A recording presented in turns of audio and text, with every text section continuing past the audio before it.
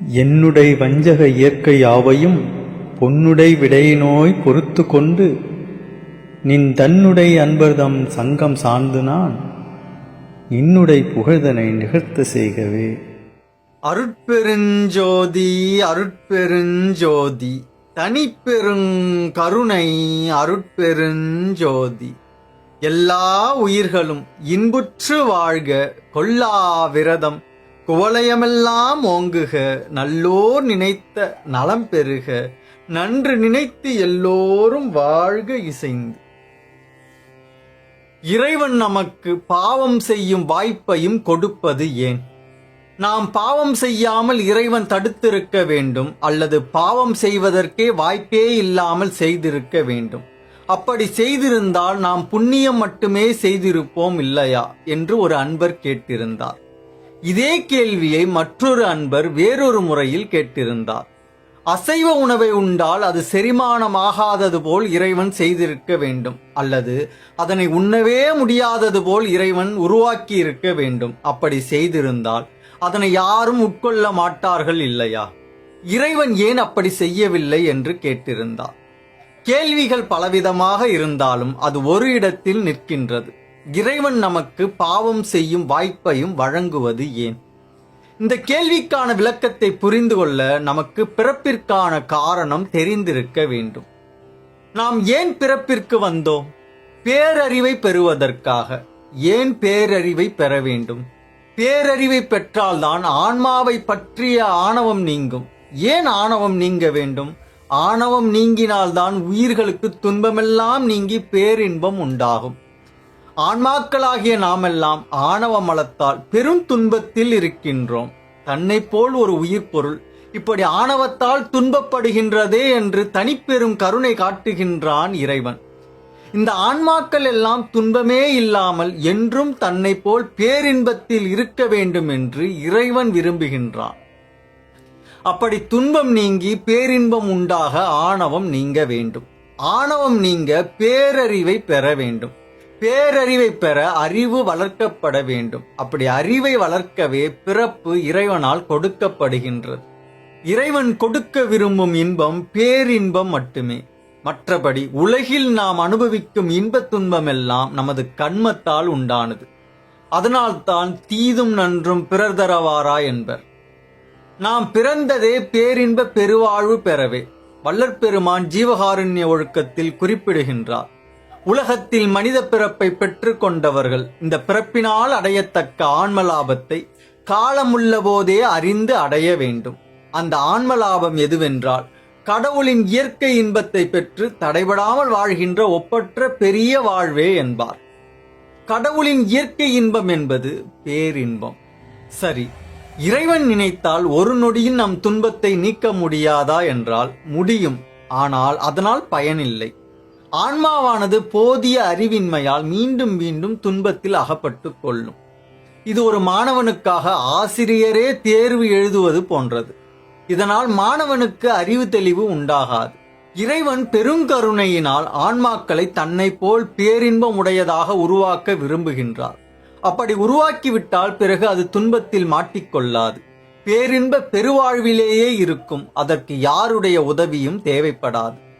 ஒரு தந்தை ஒரு குழந்தைக்கு அறிவை வளர்க்க உதவ வேண்டுமே தவிர தானே அந்த குழந்தைக்கு எப்பொழுதும் அறிவாக இருந்து செயல்பட்டால் கடைசி வரை அந்த குழந்தைக்கு அறிவோ அனுபவமோ உண்டாகாது. ஒரு போர் வீரன் இருக்கின்றார். அவர் தன்னுடைய பிள்ளைகளுக்கு போர் பயிற்சியை கற்றுத்தராமல் தானே அந்த பிள்ளைகளுக்காக போர் புரிந்தால் அந்த பிள்ளைகளுக்கு அந்த வீரம் உண்டாகாது. தன்னை போல் தன் பிள்ளைகள் வீரனாக வேண்டும் என்றால் அந்த பிள்ளைகளுக்கு பயிற்சி அளித்து போர் புரிய வைக்க வேண்டும். அப்பொழுதுதான் அது அந்த பிள்ளைகளின் வீரமாக இருக்கும். அதுபோல் இறைவன் ஆன்மாக்களை தன்னை போல் பேரின்பம் உடையதாக உருவாக்க விரும்புகின்றான். அதனால் தனக்குரிய பேரறிவை ஆன்மாக்களுக்கும் கொடுக்க பயிற்சி வகுக்கின்றான். அந்த பயிற்சியே பிறப்பு. இங்கும் ஆணவத்திற்கும் ஆன்மாவிற்குமான போர் நடக்கின்றது. அதில் வெற்றி பெறவே ஆன்மாக்களுக்கு இந்த வாழ்க்கை என்னும் பயிற்சி வகுக்கப்படுகின்றது. ஆணவத்தை நீக்கும் அளவிற்கு ஆன்மா தேறிவிட்டால் பிறகு ஆணவத்தால் ஆன்மாவை பற்ற முடியாது. இப்பொழுது முதல் கேள்விக்கு வருவோம். இறைவன் ஏன் நம்மை பாவம் செய்ய அனுமதிக்கின்றார் என்றால், நாம் புண்ணியம் மட்டும்தான் செய்ய முடியும், பாவமே செய்ய முடியாது என்று இறைவன் வகுத்திருந்தால் அது நம்முடைய அறிவாக இருக்காது. அது இறைவனுடைய அறிவாக மட்டும்தான் இருக்கும். அதனால் ஆன்மாவிற்கு அறிவு வளர்ச்சி உண்டாகாது. அதனால் ஆன்மாக்கள் இறைவனைப் போல் பேரறிவை பெற முடியாது. நல்லது கெட்டது இரண்டையும் செய்யும் சுதந்திரத்தை கொடுத்து அதில் நல்லதை தேர்ந்தெடுக்கும் அளவிற்கு சொல்லிக் கொடுத்தே இறைவன் நம் அறிவை வளர்க்கின்றார். இறைவன் இந்திரிய சாட்சியாகவும் மனசாட்சியாகவும் ஜீவ சாட்சியாகவும் ஆன்ம சாட்சியாகவும் இருந்து நமக்கு நல்லது கெட்டதை சொல்லி நல்லதை செய்ய வலியுறுத்துகின்றார். நாம் தாம் நம்முள் இயற்கையிலே உள்ள ஆணவத்தினால் அவர் சொல் கேளாமல் தவறு செய்து துன்பத்தில் வீழ்ந்து விடுகின்றோம். இங்கு நல்லதையும் செய்ய முடியும், கெட்டதையும் செய்ய முடியும். இறைவன் சொல் கேட்டு அறிவை வளர்த்து கொண்ட அறிவுடையவர்கள் நல்லதை மேலும் மேலும் செய்து மேலும் மேலும் அறிவை வளர்த்து கொள்கிறார்கள். அறிவற்றவர்கள் கெட்டதை செய்து அஞ்ஞானத்திலும் ஆணவத்திலும் வீழ்கிறார்கள். சரி, அறிவு என்றால் என்ன? ஒருவர் எந்த அளவிற்கு கருணை உடையவராக இருக்கின்றாரோ அந்த அளவிற்கு அறிவுடையவராய் இருக்கின்றார். கருணையின் அளவே அறிவு. உலகில் பல கண்டுபிடிப்புகளை கண்டுபிடித்திருந்தாலும் பல புத்தகங்கள் எழுதியிருந்தாலும் அந்த அறிவு ஆன்ம அறிவு இல்லை. அதனை புத்தி என்று கூறுவார்கள். அத்தனை கண்டுபிடிப்புகளை கண்டுபிடித்து பல புத்தகங்களை எழுதியவர் இறந்து மீண்டும் பிறந்தால் அந்த புத்தகங்களை அவரே கடினப்பட்டு தான் முதலில் இருந்து படிப்பார். ஆனால் ஒருவர் தன்னை கருணை உடையவராக வளர்த்து கொண்ட அளவு அடுத்த பிறப்பில் பிறக்கும் பொழுதே கருணை உடையவராகவும் உத்தமராகவும் இருப்பார்கள். அந்த கருணையின் அளவே அவருடைய குணமாக இருக்கும். அந்த கருணையின் அளவே அவருடைய ஞானமாக இருக்கும். எனவே கருணையாகிய ஞானத்தை வளர்த்தே ஆணவத்தை நீக்க வேண்டும். அதனால்தான் வள்ளற்பெருமான் ஞானவழி என்பதும் சன்மார்க்கம் என்பதும் ஜீவகாருண்ய ஒழுக்கமே என்பார். மேலும் சிலர் கருணையற்றவர்களாக இருப்பதற்கு காரணம் அவர்களுக்கு ஆன்ம அறிவு பிரகாசம் இல்லாமல் அஞ்ஞானத்தால் மழுங்கி உள்ளது என்பார். எனவே அறிவு என்பது கருணையின் அளவு. சரி, ஆணவத்தை முற்றிலும் நீக்க முடியாது என்றும் அது இயற்கை பொருள், அதனால் அழியாது என்றும் கூறுகிறார்களே, அது சரியா என்றால் இல்லை. கடவுள், ஆன்மா, ஆணவம் ஆகிய இயற்கை பொருள் மூன்றில் கடவுள் தனித்த உயிர் பொருள், ஆன்மாக்களும் தனித்த உயிர் பொருட்கள். ஆனால் ஆணவம் ஆன்மாவை சார்ந்த ஒரு ஜடப்பொருள். இயற்கை பொருளாக இருந்தாலும் எது ஒன்று மற்றொன்றை சார்ந்து இருக்கின்றதோ அது அழிந்துவிடும். ஆணவம் தனித்த ஒரு பொருளாக இல்லாமல் செம்பில் களிம்பு போல் ஆன்மாவினுள் ஆணவம் இருக்கின்றது. செம்பில் உள்ள களிம்பை நீக்கி செம்பை தங்கமாக்குவது போல் ஆன்மாவினுள் உள்ள ஆணவத்தை நீக்கினால் ஆன்மா பரமான்மாவாகிவிடும். வீட்டினில் உள்ள பல அறைகளில் ஒரு அறையில் ஒளி பிரகாசம் உண்டாக அந்த அறையில் உள்ள இருள் முற்றிலும் நீங்குவது போல் ஒரு ஆன்மாவினிடத்தில் ஆன்ம பிரகாசம் உண்டாக அந்த ஆன்மாவில் உள்ள ஆணவமாகிய இருள் முற்றிலும் நீங்கும். ஆன்ம பிரகாசமானது ஆன்மா பேரறிவை பெற்ற நிலை. அதனால் தான் வள்ளற்பெருமான் சிவானுபவம் மேலிட ஆணவம் கெடும் என்பார். சிவானுபவம் ஆகிய உண்மை அறிவு இன்பத்தை பெற பெற ஆணவம் அழிந்து கொண்டே வரும். பேரறிவையும் பேரின்பத்தையும் பெற்று உண்மையே வடிவாக நிற்கும் பொழுது ஆணவம் முற்றிலும் அழியும். சரி, ஆன்மா என்றுமே இறைவனோடு இரண்டர கலக்க முடியாது. அது இறைவனுடைய திருவடியை மட்டுமே அடைய முடியும் என்கிறார்களே, அது சரியா என்றால் அதுவும் தவறு. அப்படி சொல்வதே பாவம். ஒரு ஆன்மா தன்னோடு இரண்டர கலக்க முடியாது, தன்னுடைய திருவடியைத்தான் அடைய முடியும் என்று இறைவன் வகுத்திருந்தால் இறைவனுக்கே நான் பெரியவன் நீ சிறியவன் என்ற பேதமை உண்டு என்று ஆகிவிடும்.